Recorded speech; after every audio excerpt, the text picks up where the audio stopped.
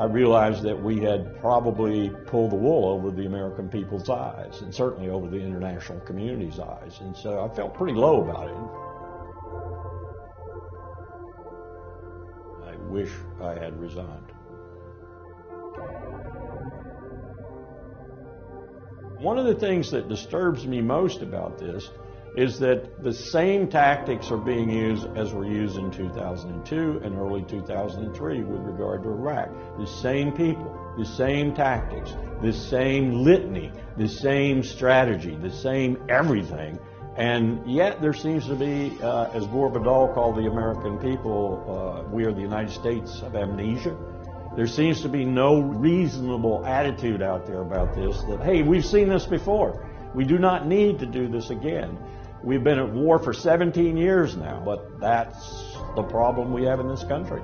No one remembers these things. No one associates them with the present or the future, and we keep repeating the same mistakes over and over again.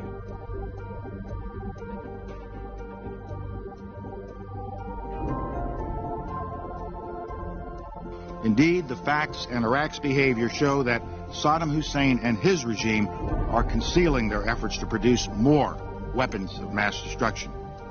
When I listened to him present, I realized that the 6 days and 7 nights that we'd spent preparing his presentation had not allowed me to look at the whole thing, to understand exactly what he was saying, particularly the part where he connected the 9/11 attacks, Al-Qaeda, the terrorist organization, with Saddam Hussein, which I and others in the intelligence community knew was a real stretch.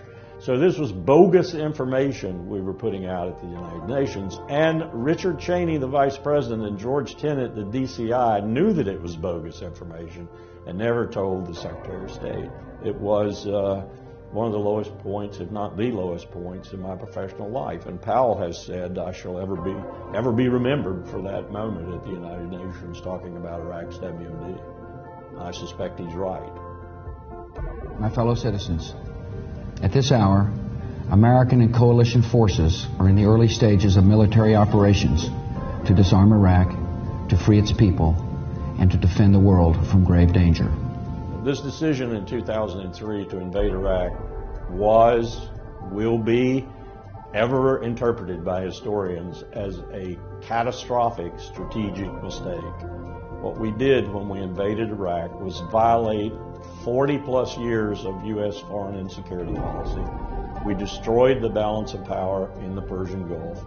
And we started what is going on now and probably will be going on for years to come, this massive chaos, killing, death, starvation, states failing and so forth, Syria, Libya, Iraq, and possibly Lebanon, maybe Jordan. What we have is chaos, and we produced that chaos. Just as sure as we produced the chaos, we produced ISIS. We produced all of this by that really unwise decision in 2003 to invade Iraq. The campaign to convince the American people to support the war in Iraq, which was quite effective, and when you consider it was built on a house of lies, it was quite effective. Iran is not this kind of threat that we're saying she is. They don't even have nuclear weapons. Israel is sitting on top of 200 or 300 nuclear weapons. It may deny it all day long, but it's got nuclear weapons. So Iran does not have nuclear weapons.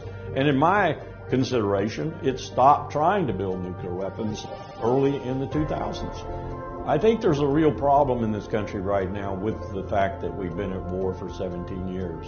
Less than 1% of the country is bleeding and dying for the other 99%. Those young men and women come from the less affluent and the less educated. They come from the poor. That's who's fighting your wars for you right now. And maybe many people out there who will say, thank you for your service, but what you're really doing is assuaging your own guilt, because that's what we've been doing for 17 years. We need to stop doing this. As a young man, 21 years old, I went to war in Vietnam.